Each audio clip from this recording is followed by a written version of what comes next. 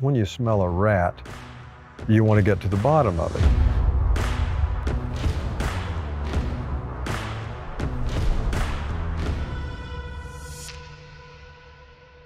So we're here to talk about Goliath Season 3. As we know, Goliath is called Goliath because it's about a man taking on the injustices of the system. In Season 3, we had to come up with our new Goliath.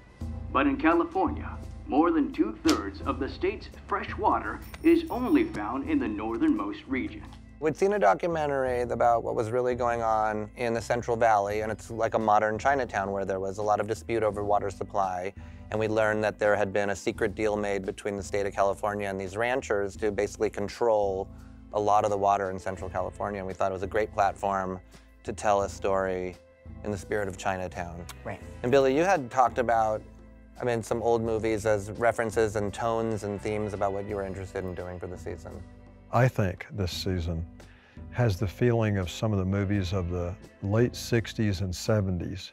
You know, a movie that Paul Newman or Steve McQueen or Nicholson or one of those guys might have been in, you know. And also this Central Valley thing. You get to see a different part of California than you normally see in a movie or a show. You get that sort of grapes of wrath, you know, very stark and weird and beautiful at the same time.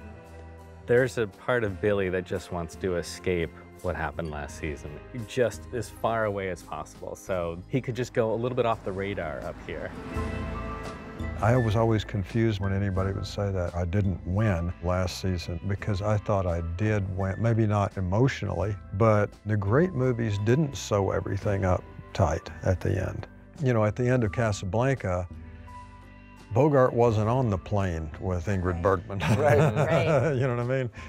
I don't find it interesting to tie everything up neatly.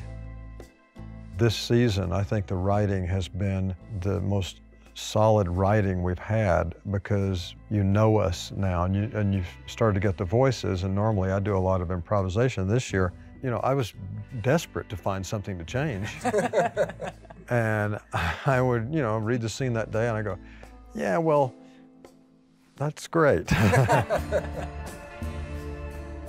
Jennifer, we were talking about the idea of the prophecy that starts the season, which is this really intriguing thing when Billy goes into the casino, and then he winds up in this room and he pulls the mirror off the wall and it says, you know, the last thing you see before you die will be yourself. And so what about this whole idea of the prophecy and how it connects with Billy's mortality?